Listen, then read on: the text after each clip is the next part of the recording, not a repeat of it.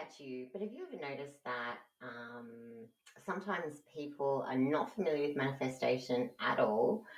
They're just really good goal setters, and whatever they set their sights on, they achieve. Have you noticed this? Meanwhile, a lot of people can try on a lot of different techniques and things and not achieve anything, but some people just have this knack. They make a decision about what it is that they're going to achieve and what's going to happen. And once that happens, then they kind of build this story out about like this whole process that's going to unfold for them and this experience that's going to unfold exactly as they want it. And everything kind of just falls into place for these people. You know, these people? I do. But most of them, and actually, they're not aware that they're manifesting, which I think is so cool. Like I notice this just in the way people speak, and especially in like the corporate world, I paid very close attention to this, and because I was into manifestation, and then even things like goal setting documents, all that sort of stuff. Like I could see the parallels between manifestation and the workplace. So really interesting. But I have always had so many questions about manifestation. Um, I was manifesting before I even knew that it was a thing because I noticed that all I had to do was certain things and then things just happened. So I kept doing it.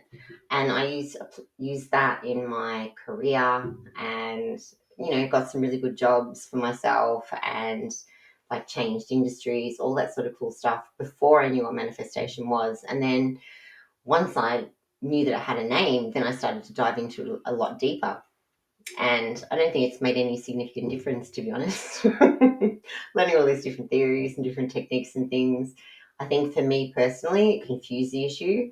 And it just, like, is this great big convoluted process where it wasn't like that beforehand. It's not what I had to do to manifest anything in my life beforehand. There was nothing convoluted about it.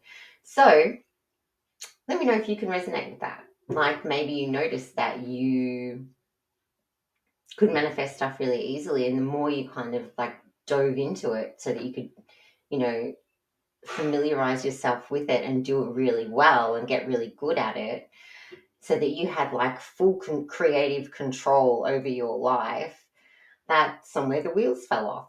Everything stopped working. Why is that?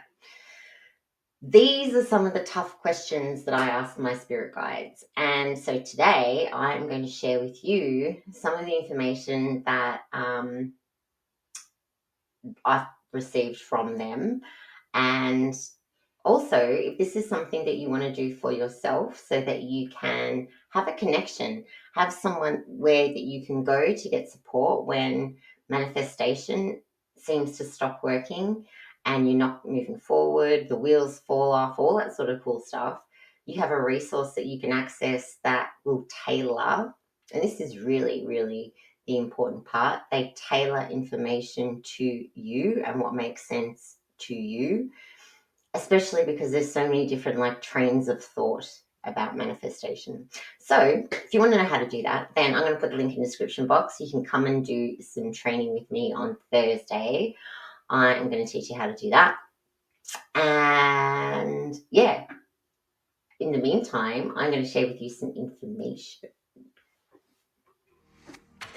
Welcome to Unmasking the Magic, where the mystical meets the practical and fuels your success. I'm your host, Sharon Atkinson, and I'll be your metaphysical maverick on this journey, where every week we'll pull back the curtain to reveal how concepts such as intuition, manifestation, and the quantum field, and pretty much everything else otherworldly, can help empower you to reach new levels of success, meaning, and fulfillment in business, career, and life. Get ready to be inspired, enlightened, and empowered, and let's unmask the magic together. Whenever I find something new about manifestation or a new technique or someone else I've come across and I want to read their book about manifestation, I'm very quick to ask my guides, like, is this true? Is this true? Like, how much truth is to what this person is trying to explain about manifestation and reality creation and how this kind of all fits together and how much influence we have over that, because that's what I want to know. You know, how much skin in the game do I have in terms of affecting physicality? That's what I'm really interested in. So maybe I'm a control freak, but I asked my guides how true things are, and they were very quick to point out to me that truth is subjective, because the way we decide what is true is based on our life experience. It's based on who we trust, because we can bind to things that people we trust tell us, or people of authority. We bind to them instantly, go, oh, okay, yep, that's true, straight away. Like, we don't question a lot of stuff. But once we decide what is true for us, the truth and how the truth will play out for us in physicality. So this is essentially, what takes place. So I'm going to go into this in a lot more detail, but I kind of wanted to, from different aspects, when we're speaking about truth in terms of some really interesting concepts about what is true. And really, like, this becomes a manifestation, becomes a game of probability. It's not how well you can imagine and all that other stuff. It plays a part of it, absolutely, in creating your level of truth about something. But it's really a game of probability. Really interesting stuff. And how the most probable outcome for you, based on what you believe is true, is the one that you will experience in your life, regardless of what you're manifesting. Isn't that interesting? It's a game of probability with your beliefs. How are they stacking up? If you're going to stack your beliefs about, being able to become a millionaire in the next 6 weeks, how do you stand? Like, in the yes and no column, like, where are you at with that? How probable is it? I'm guessing most people will be in this heavily weighted on, like, there's no chance, like, it's not going to happen. Maybe sometime, like, it could be, you might decide based on what you've seen and your experiences, people you've known who were successful before, that it's a slow to get to that stage. It's a long, slow process. That's your truth. That's what you believe. Should be up here. Not possible to be a millionaire in 6 weeks, just like that, based on what you know and what you've told yourself, stories that you've seen, processes and pathways to create wealth that you have brought into. The probability is not fantastic. Whereas the probability for yes, it's a lot harder to find those examples, especially if you haven't done it before. So just a game of probability. But I really like that. And based on what you think is true. So you need to know yourself. To manifest really well, you need to know what is true for you. And once you uncover that, then you can make a lot more things true and you can tip the scales in your favor. How interesting is that? Just based on truth alone and what you believe is true for yourself. Because truth is subjective. No one has the same life experiences. And we can be told, you and I can be told the exact same piece of information, but what it means for you and what it means for me will be completely different based on our history, based on what we believe, based on what we value, based on all of our life experiences up until that moment. That is going to help us decide whether what we're both hearing is true or not. But we're giving a lot of meaning to a lot of things that we come across as well. We make these decisions about what things mean, and that forms a lot of truth, cements a lot of beliefs into place. And so I'm talk to these points in a little bit more detail as well. But probability, it's a game of probability and how true you think something is. And so my guides are very quick to point out that nothing is inherently true or untrue. It's just a matter of your perception. That's it. About what you think it is. In the same way that nothing is inherently good or bad. It's how you perceive it. So you can have, and I really like Dr. Joseph Murphy. He had a really great example with like good and evil, and that was that you can have some boiling hot water, and the water itself is not good and it's not evil. It's just boiling water.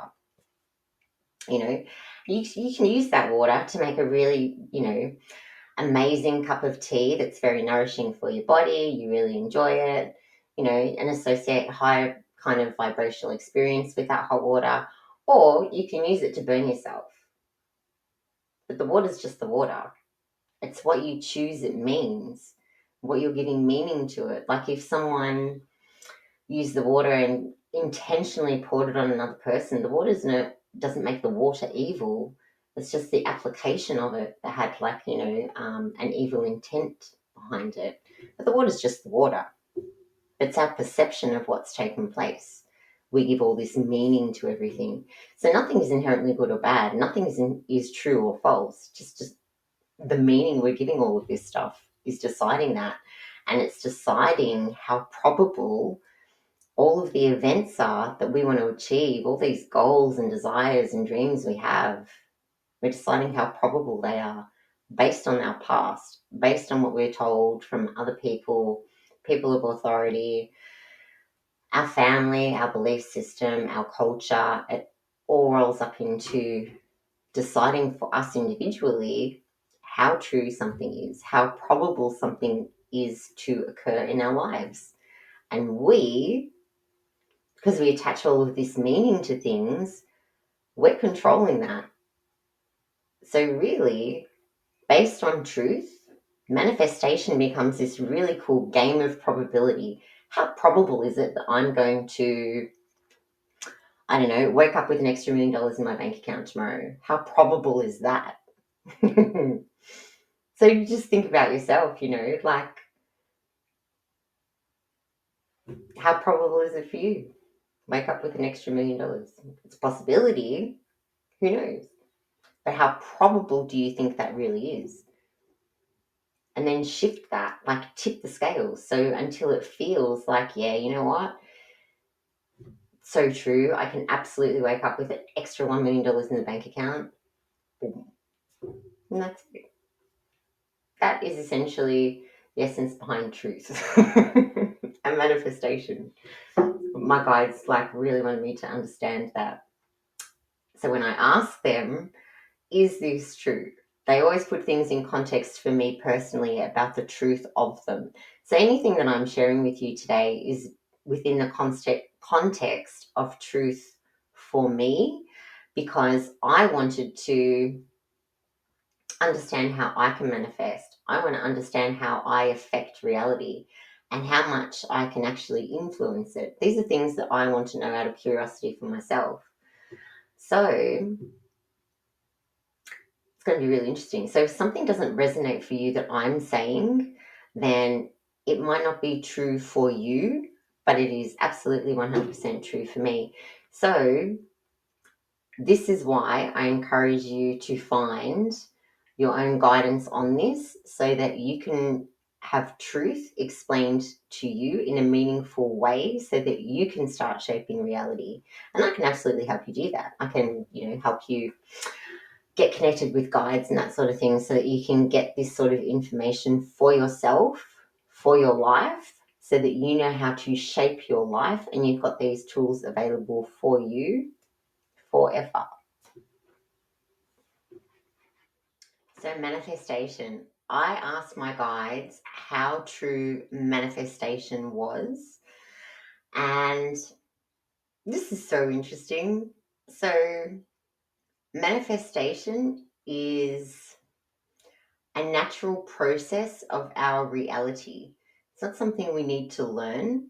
We're already in it. We're already in this natural process of our reality. And which is kind of interesting, in itself. But so my question back to my guides is, well, what do you mean? Give me an example. And the example that they gave me is nature. It's a natural process of our reality that we go through different seasons. We see it happen all the time. We don't question it. We allow it to be this natural function that happens that we can observe in trees.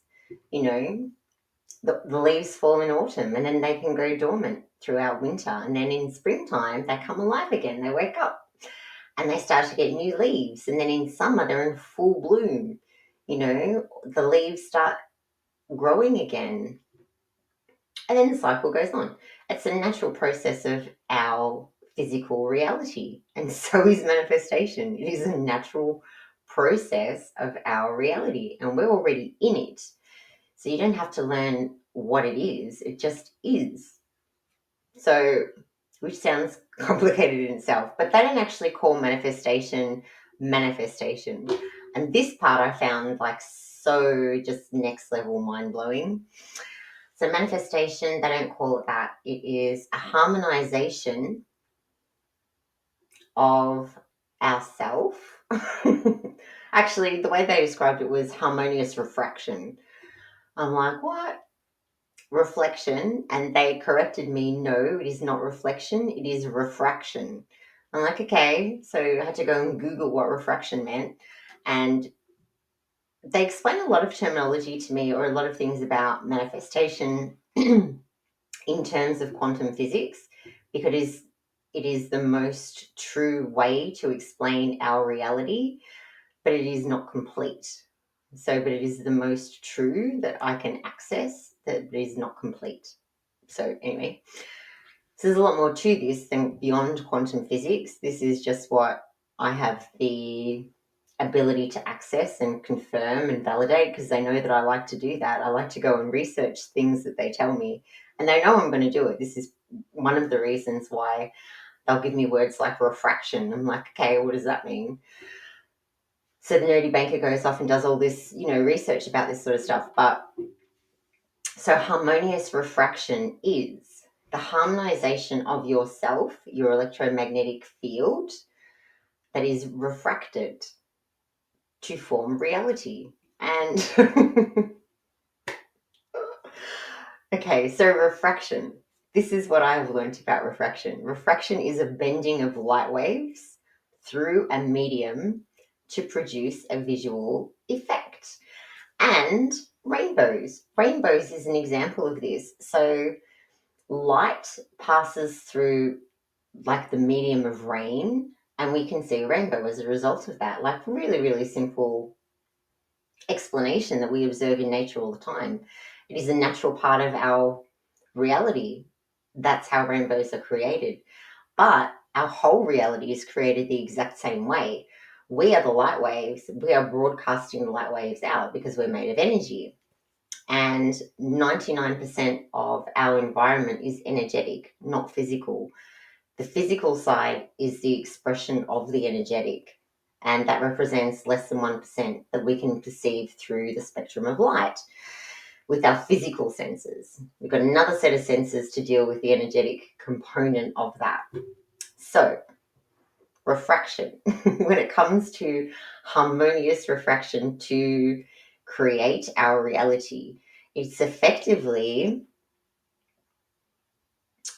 your energy passing through like the medium of your worldview, your beliefs, your values, everything you believe that is true, passing through that to externalize your reality. That's literally what it is.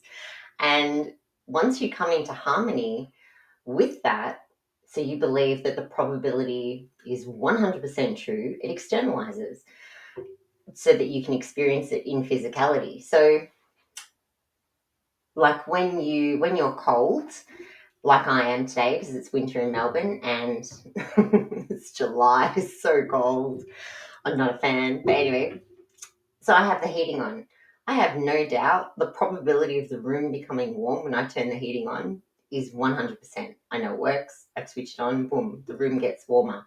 So that's what I experience in my reality. If for any reason I doubt that the heating is going to work, what happens? It depends on the probability of the situation, you know. And that's how I've got to experience. Because that vibration of being able to, or the intention, which is essentially the vibration, passing through my belief system is going to externalize the experience. If the probability is off, like in any way, and I don't think the room is going to heat up, then it might not. I could be sitting here freezing. I'm not, but it could happen depending on the probability of things. That's how it works. So that's essentially how our reality is created. And there's a lot to this, like in terms of quantum physics. And I'm not a physicist or a scientist in any way, shape, or form. I just go and do research, like when I'm pointed in certain directions, so that I can understand these things.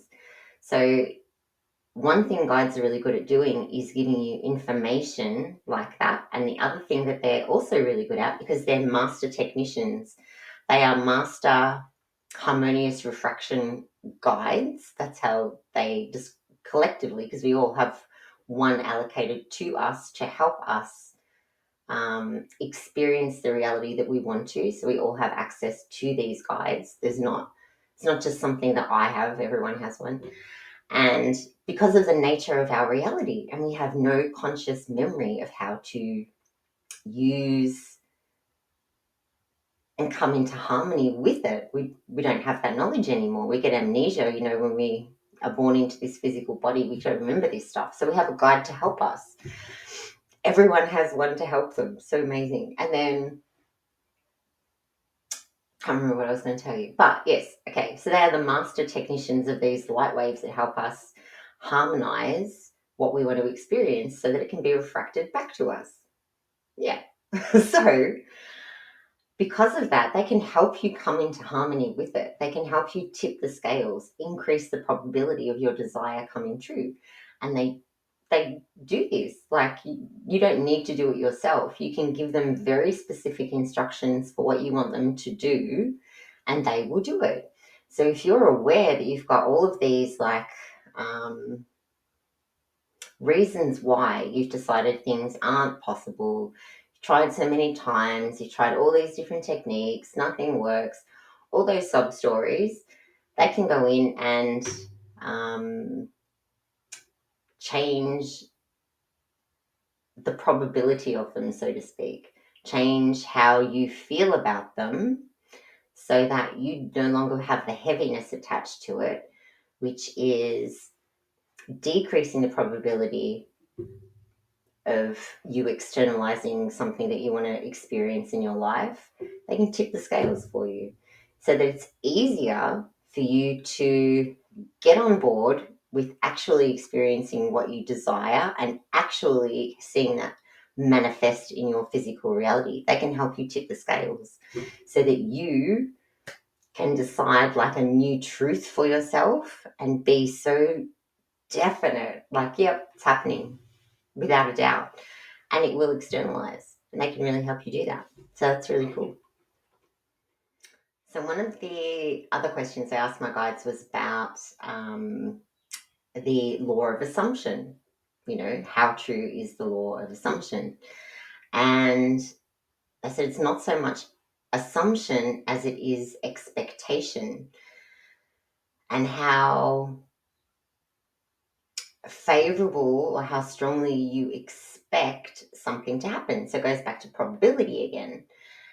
How strongly do you expect something to take place and occur in your life, especially if it's a desire, like something you've pinned to your vision board? And I'm like, okay, so expectation, like, that's interesting. And I said to my guides, like, can you give me an example of something that I've done in the past to help me understand expectation, the law of expectation? And I even asked them, is this a law? And they said, no, it's just the nature of how things are. I'm like, okay, this is not a law, it's just how things are. It's really interesting. And so for me, to help me understand this for myself, they pointed me to 2020. And if you watched last week's episode of the podcast, like, I spoke about panic buying, and I created this belief for myself that even though the shelves were empty, I could buy whatever I wanted. and which included toilet paper. When toilet paper flew off the shelves and the shelves were empty, I could still walk into a supermarket and buy toilet paper and anything else I had written on my shopping list as well. No problem. And so they specifically though, like around that, like there's a lot that kind of goes into creating that belief for myself so that it was externalized consistently during a really challenging period of time for a lot of people. A lot goes into that. But specifically, this one example, I went to, I was, feeling pretty confident, a little bit cocky that I had figured out this manifestation thing and I can buy whatever I want. And I offered to go and buy my neighbour some things that she couldn't buy. And I walked into the supermarket at the time and I'm thinking, driving there, I'm thinking, oh, I think, maybe I'm getting too cocky now. Like, I hope this is still going to work. I'm going to have egg on my face. And I'm like, no, every time I go shopping, I can buy whatever I want. I'm like, okay. And then when I got to the supermarket, I couldn't see anybody walking around with toilet paper in their trolley or under their arm. And I'm thinking, it doesn't look good. It's not looking good. And then, but I said to myself again, no, that's not right, because every time I go shopping, I can buy whatever I want. That's what's happened the whole time. I've been shopping in 2020. Every time I go shopping and I want to buy toilet paper, I can buy it. This is no different. I could not see anyone with it in the supermarket at all. And then as I turned down the aisle where the toilet paper used to be, it's empty. I'm like, no, it's not true. Like every time I go shopping, I can buy whatever I want. And down the opposite end of the aisle, a staff member wheeled in a pallet of toilet paper and unwrapped it and handed me the first one. And this is the expectation.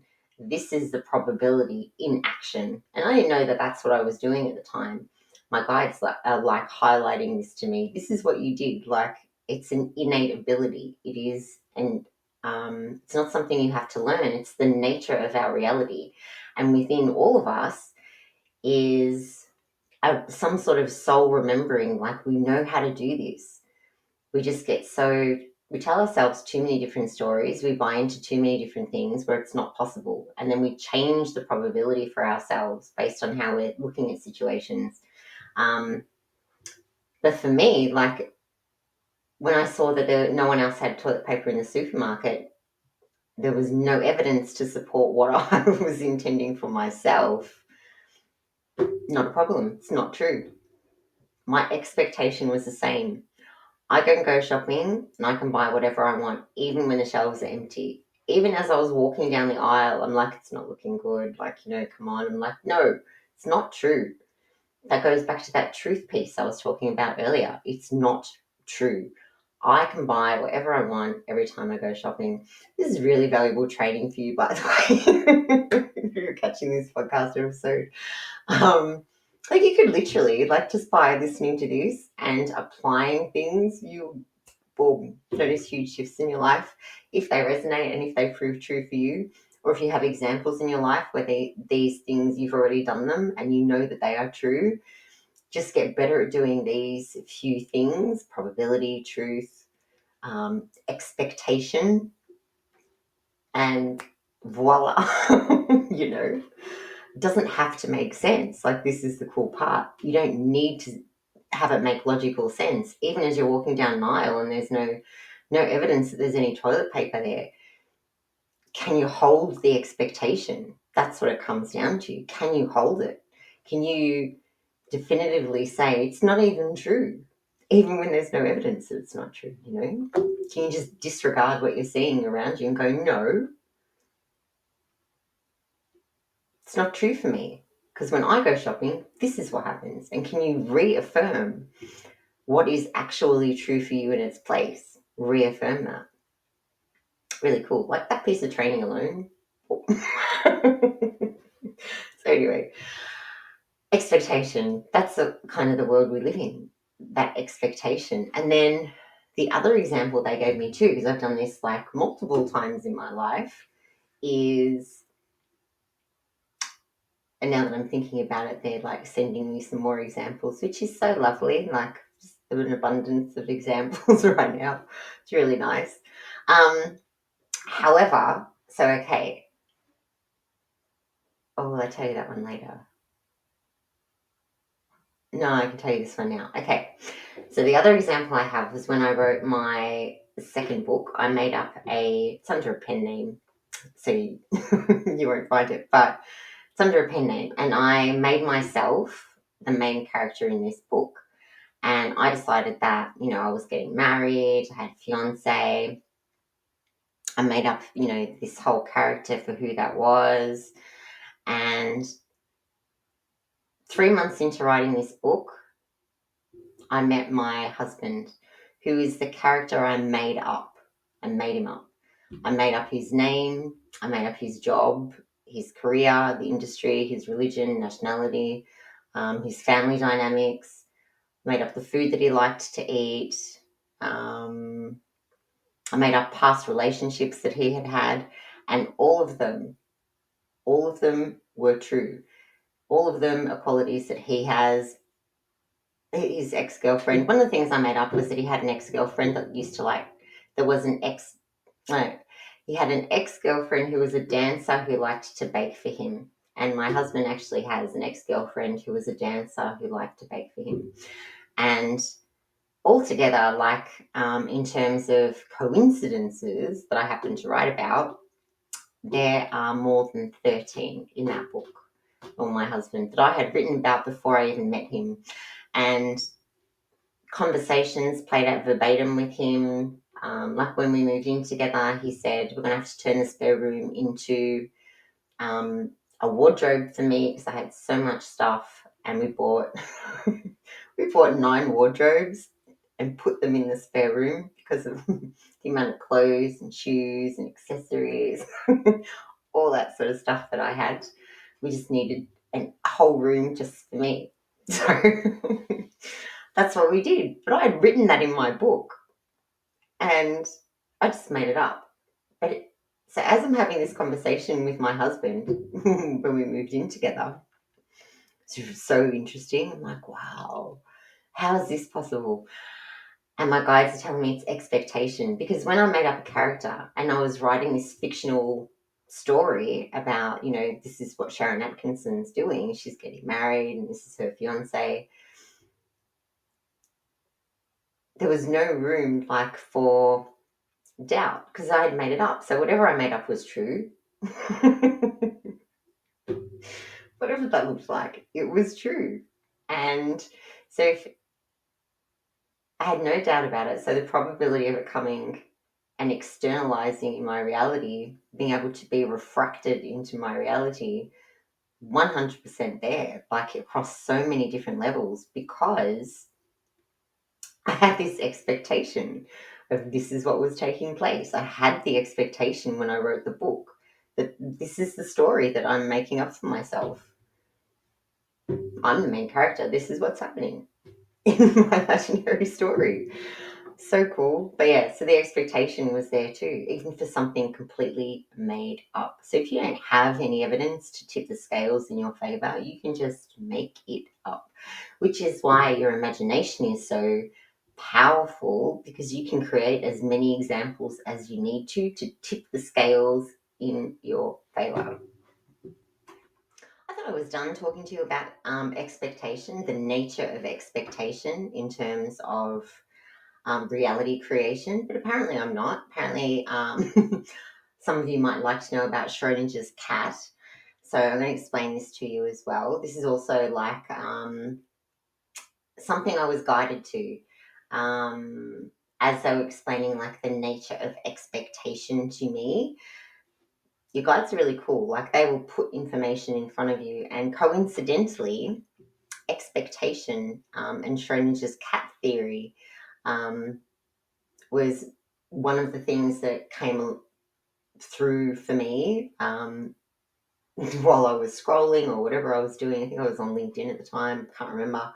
But yeah, that popped up as an article to read, and I read it, not knowing what Schrodinger's cat theory was all about. So what this is it's a quantum physics theory where, well, they ran this experiment. I don't know if it was an actual experiment or like a philosophical experiment, but it goes something like this. So there is a cat who is put inside a box with some, I think it's radioactive material or some, it's highly toxic anyway. This cat's put in this box with this highly toxic substance for an hour.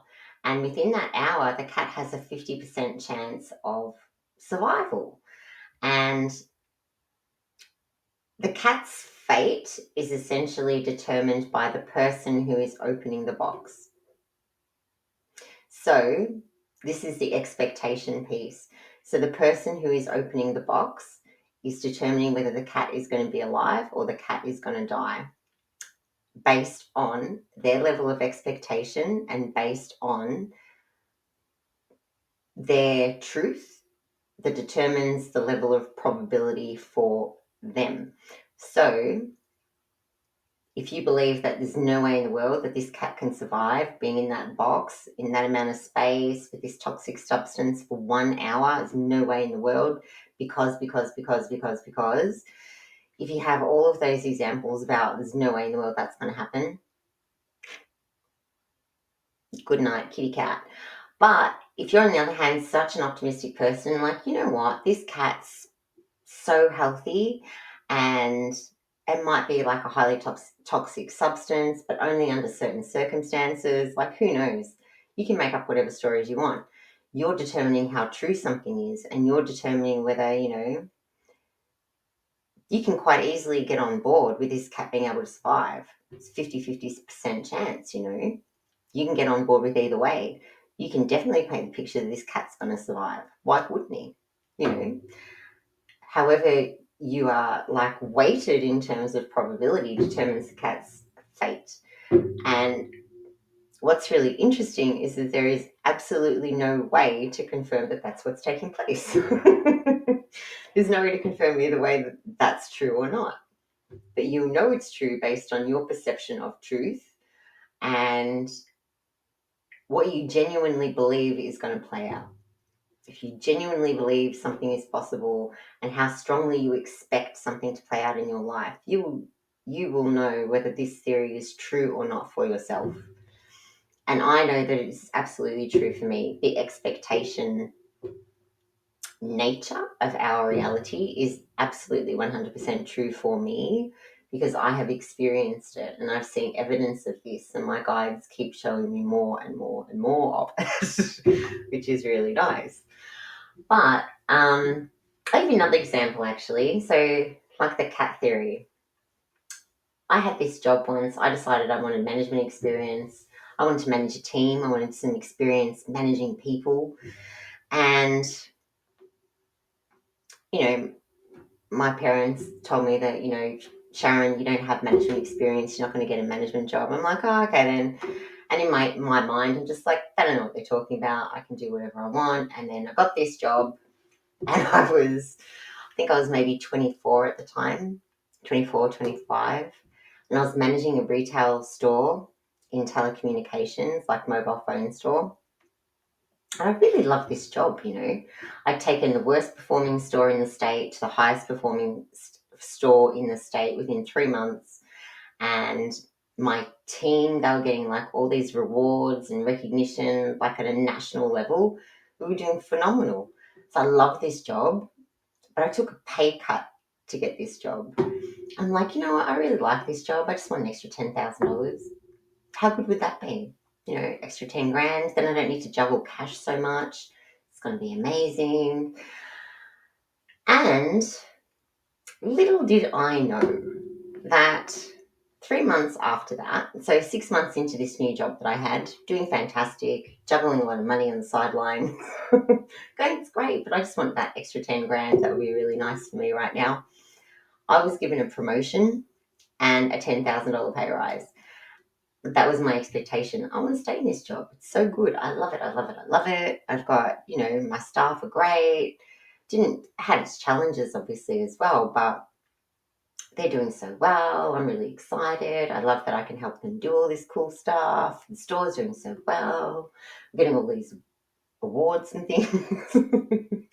I was really, really happy with everything that I was achieving. I just wanted an extra 10 grand. That was all. Promotion, extra 10 grand came along. I didn't even know that that was a possibility, but I had that expectation that this is all I want. This is what I want to happen. And then so definite that that's what I wanted. I didn't have, I didn't get into raising my vibration or anything. I'm a pretty high vibe person anyway, but I wasn't living that energy like all day, every day. Like I kind of live in that space now, but I wasn't then. Like as a 25-year-old, no way. That was not me in any way, shape, or form. But if anything, like to be honest, like I was kind of moody, in my 20s, like moody, yeah, moody kind of person, but could manifest cool stuff, and I always did. So that was my expectation of what I desired for myself, and nothing around me told me that it wasn't possible. I had no stories to say that it couldn't happen. I just told myself that things could happen, and they did. It's not based on, I didn't use my imagination, I didn't do anything else. I would tell myself, like, I want this extra 10 grand, and I'd be like, yeah, well, that can happen. I don't know, can. But I never once told myself that it wasn't possible. My parents telling me that, I can't get a job managing a store because I don't have any management experience. I'm like, oh, okay. But in my mind, they don't know what they're talking about. I did not buy into the story. I did not buy into anything that was not in agreement with what I wanted to experience for myself. And that was, I want management experience. Like, I'm a high performer. I'm getting management experience. And that's just what's going to happen. So funny. But that's the expectation in action. That's building, like, increasing probability for myself without full awareness of what I was doing. This is before I knew what manifestation was, by the way. No idea. This is just how I used to have conversations with myself. I just want this, I just want that. That can happen. So unknowingly, I was increasing probability for myself to experience all this cool stuff. Unknowingly, I'm in alignment with that whole expectation piece. Yep, I want this. It's possible. It's as simple as that. And that is essentially like the Schrodinger's cat theory in action in daily life. Like, you're not going to test it out with a cat or anything. Like, I don't recommend that you do that. But you're already deciding the outcome of everything based on your expectation and your probability and everything else. So yeah, go and have a look at Schrodinger's cat. And see if that is like you can resonate with that as well. Go do some research on that. One thing I really wanted to know from my guides was, can we, if everything's just a whole bunch of light waves and reality is not really real, it's real, but only in terms of what's being refracted, what about the past then? Like, can we change that? Can we go and change things that have happened in the past and get different outcomes for ourselves in our lives? And the really short answer on that is no. No, you cannot. So having done like some research on this stuff, and off the back of like limiting beliefs, as I was kind of exploring that concept, which I want to talk to you about separately, which I don't know if I'm going to do today. I might do that separate in a completely different podcast. But I came across Neville Goddard's concept of revision. I'm like, okay, so this is interesting. And like, I tried revision, for me, it didn't work. But I've never got a book about revision and all that sort of stuff. Didn't work for me specifically. So I wanted to ask my guides, like, well, is that even true? Like, can you revise something and then you end up with completely different outcomes in your life? And that is true because, and this is why, you're not actually changing the experience. You're not changing what happened in that moment. You're changing what it means to you. So you don't need to like create a completely different set of circumstances like you would in revision. You don't need to do that because you feel like you're lying to yourself in all honesty, because you really know what happened. You know, someone betrayed you. They were really awful to you. They did this, devastating thing. And you feel pretty passionately about that. So you can't change that event, but you can change what it means for you. And when you do that, that's when you can start influencing the probability and getting different outcomes. You can't change the experience itself because of a lot of other things like entanglement, but you can change the meaning of it and make that, horrendous experience, that really devastating moment you had with another person. You can change what that meant for you. It doesn't need to mean that you were betrayed. It doesn't mean that this is an ongoing pattern in your life. It doesn't mean that whatever you decided in that moment and you've kind of carried with you, change the meaning of it. And then that alone changes how you see or how you feel about the outcome of that experience, what it means. And that's enough to revise it and change like the trajectory of where you're going based on revising that, and new experiences come along because you're no longer in favor of the decisions you made about what all of that stuff meant. So they kind of fall away, and which is so interesting. So you're not changing the event themselves, you're just changing what it means to you. You're changing your beliefs and you're changing your expectations about the flow on effects in your life after that event. That's what you're changing.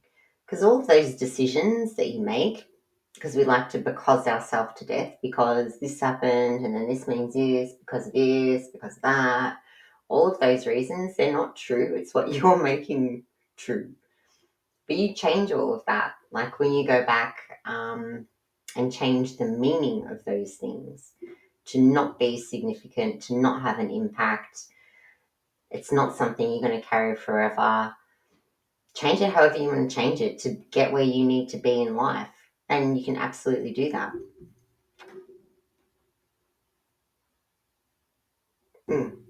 And that will change. It's not going to change the past, but definitely changes your future. Definitely changes what's externalized for you in your reality. You don't need to change the past. You just need to change how you feel about it, what you think about it, what it means. Change that, and then you'll change a lot of future events for yourself on that basis. One of the things that kind of puzzles me about reality creation is it's our reality, but there seems to be these external influences with things that we don't really have control over. Well, that's how it appears anyway. We don't have control over this stuff. And so to help me understand this, I was guided to entanglement.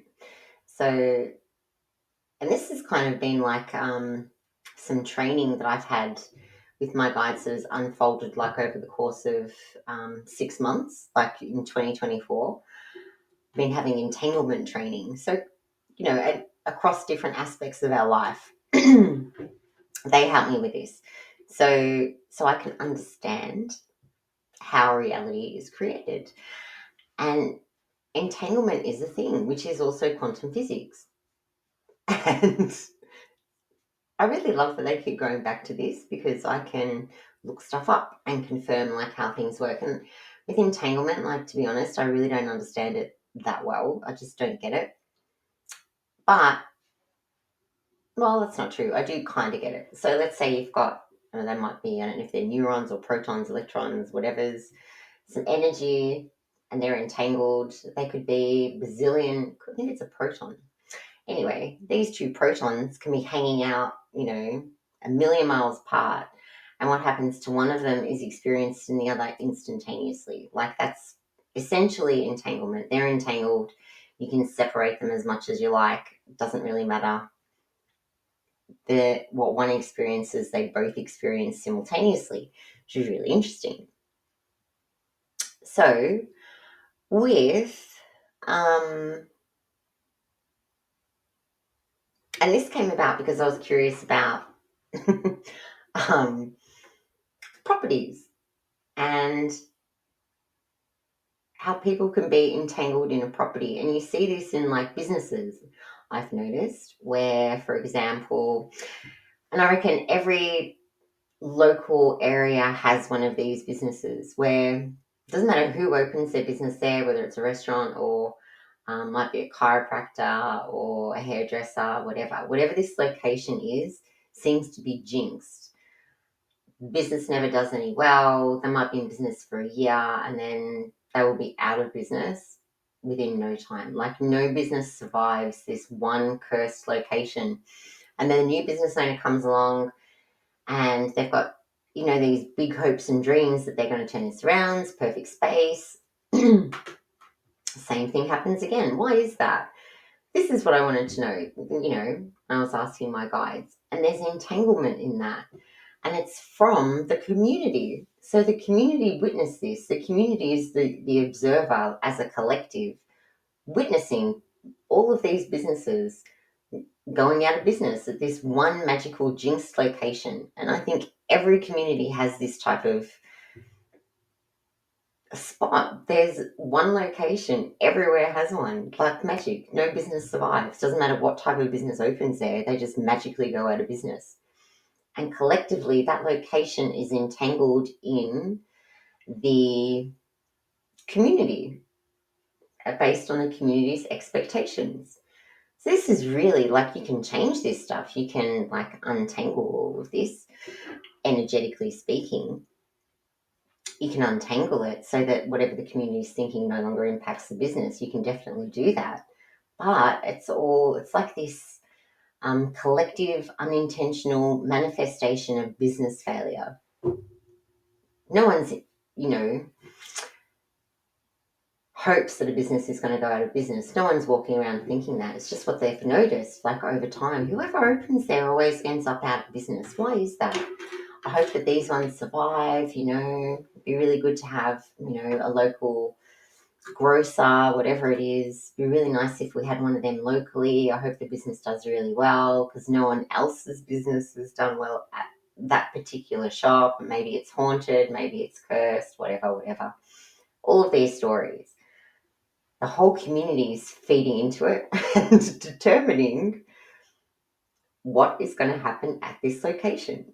So the whole community can buy into expectation and as the nature of the shop. That's the expectation. Doesn't matter who opens there, they're going to fail.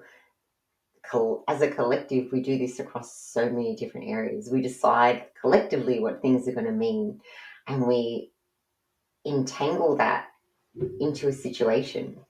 So really interesting. So that's entanglement from a shop perspective. And you can untangle this, of course, because it's just energy. You just need to, ask the right questions, get the right guidance, figure out how to do it, that sort of stuff. Or find some guides who can do it all for you, which is really easy. And then the other part of an entanglement too is, and I'm sure you've all been in this situation, someone makes up a whole bunch of like baloney stories about you. They're not true. My sister did this with me. And just make stuff up. And you can see, this is what really bugged me with this. I could see that this was not anything like that was being reflected back to me. As if you're familiar with manifestation and the concept that everything is mirrored back to you, that's what I was questioning at the time. There's nothing going on with me. Like it's not being reflected back to me because I don't do that to people, I don't have that streak within me. I don't wish bad things upon anyone. I don't need to make up stories to make myself feel better about anybody. It's not how I roll. And so I'm like, how is this being reflected back? My guides are like, no, you're entangled in it. I'm like, okay, explain. explain how I am entangled in this story. And the story is the story. Like she created it, that's her creation that she's created over there. I became entangled in it because of my reactions. So I reacted to the made up story and I become swept up in it. And I decided what all these made up stories are going to mean, what's going to happen, what's going to play out. I get swept up in the story, not even my story. I'm just entangled. So now we're both into the same story and we're both contributing to the story and we're just like making it worse, so much worse than it needs to be. You know, you don't even need to go down that path. You can just, first of all, if your action is you're not going to bite because whatever they're doing has nothing to do with you, they can say whatever they want, does not impact your life in any way, shape, or form. And just not reacting. It's a perfect way to not let stuff in so that you don't get entangled in it. But if you do, like if you get swept up in that stuff, like you're going through a divorce and, your partner's made up some stuff and it's not true and la la la, you make up all of this great big chain of events that are going to happen as a result of that. None of them are true though. You become entangled in this story. So all you do is become, it's not unentangled, it's actually disentangled. You disentangle yourself from the story. That's you. How cool is that? But that's entanglement in action. You can get swept up in all sorts of stories. You could be the business owner who decides you're going to start this new business at this location that never seems to pan out for anybody. You can decide that that's what you want to do. I know that I can do it.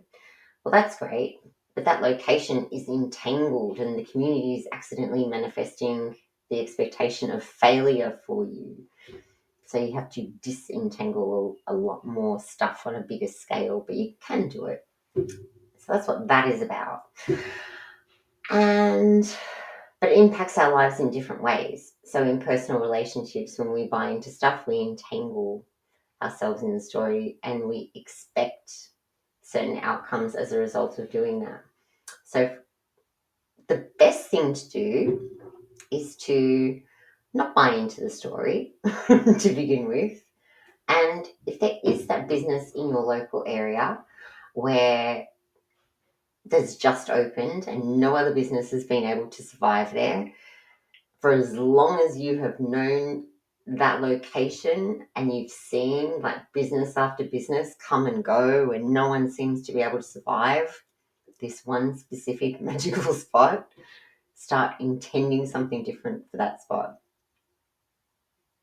So that's the only way it's going to change. If the expectations that the community has as a collective change, then it can change.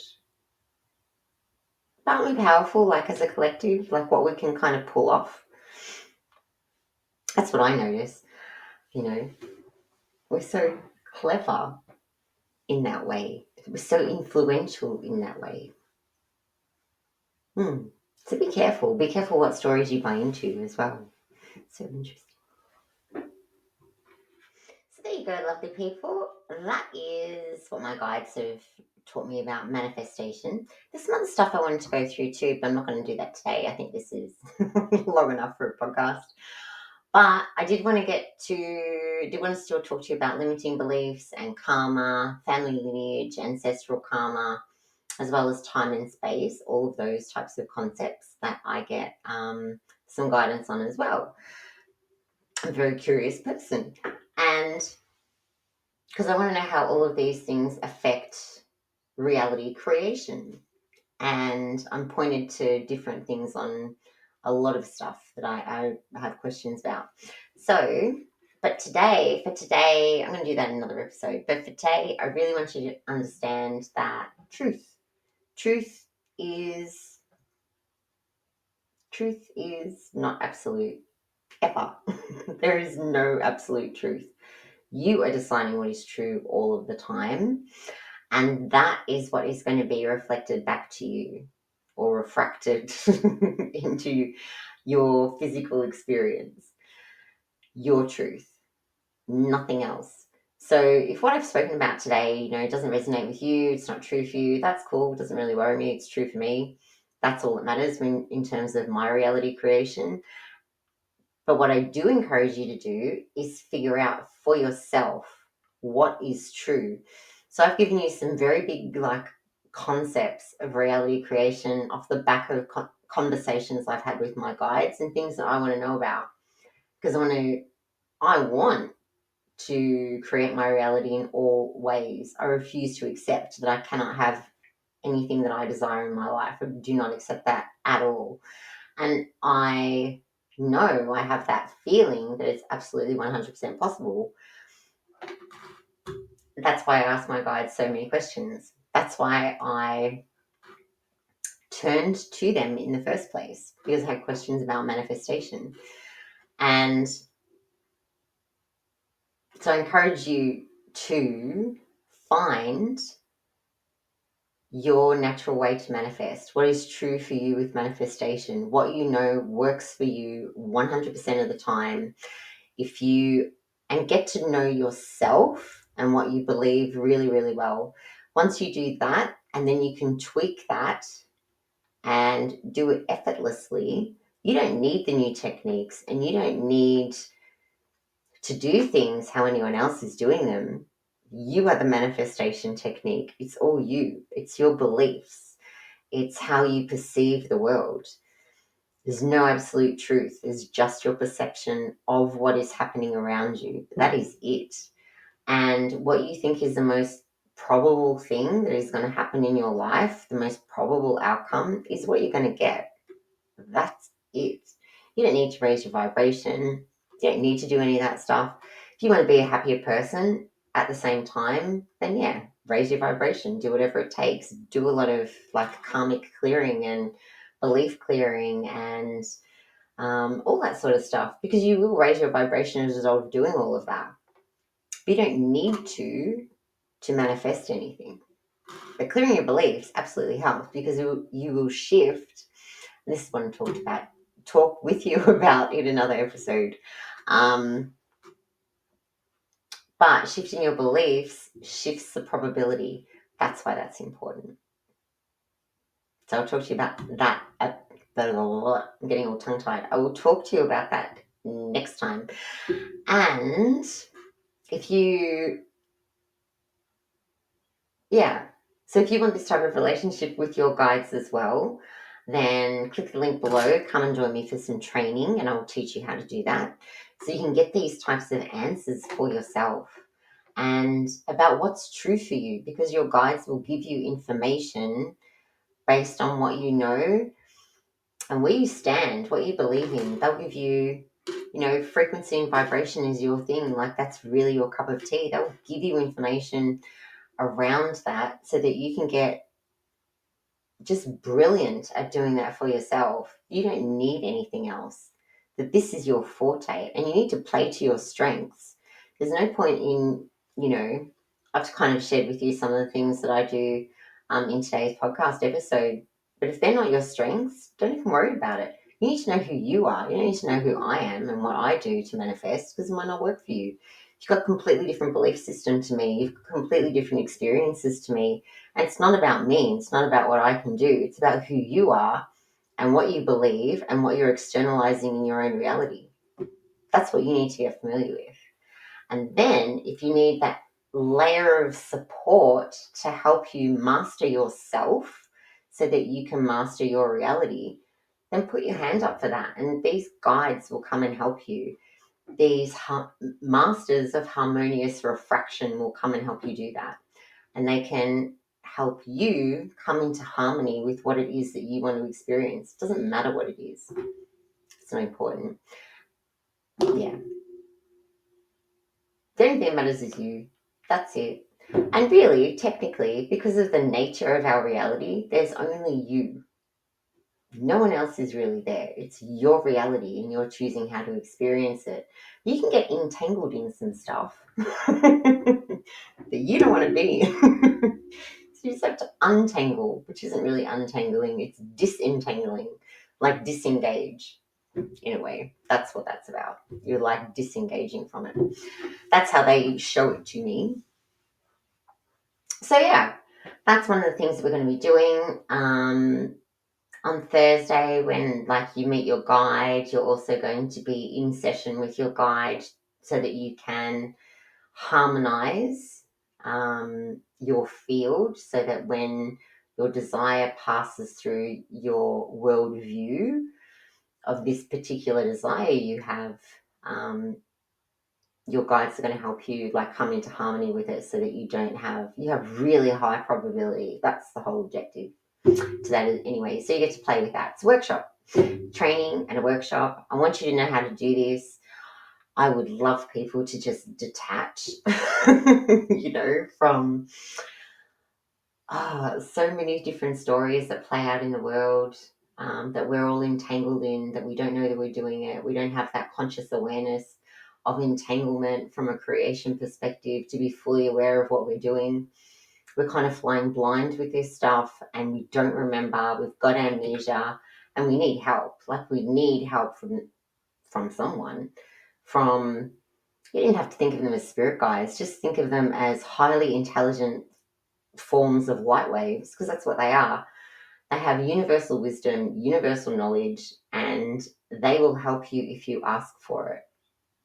Why would you not want to do that? I don't know. So anyway, if you want to know how to do that, I'll teach you. You'll make this connection for yourself with your guide.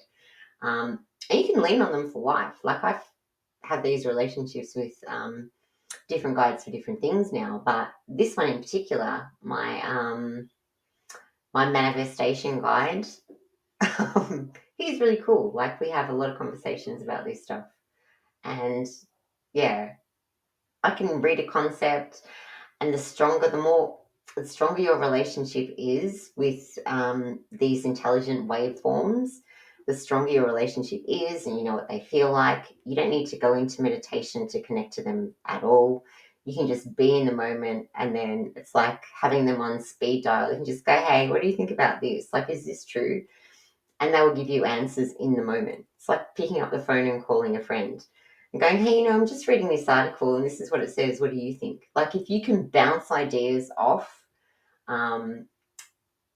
intelligence to help you master your life, power to you, Just so cool. I love that I can help you do this.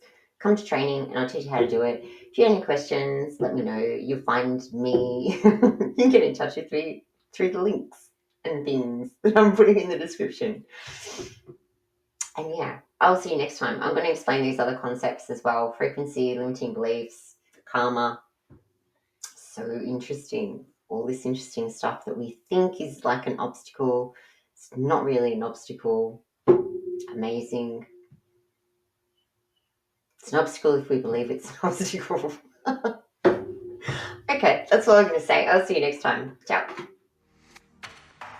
Thank you for joining me on Unmasking the Magic.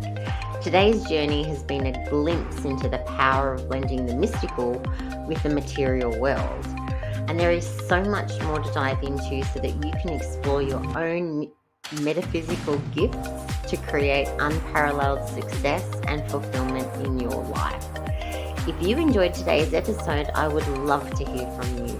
And please share this with anyone you know who will benefit from adding a little magic to their own life. Keep unmasking your magic, and I'll see you next time.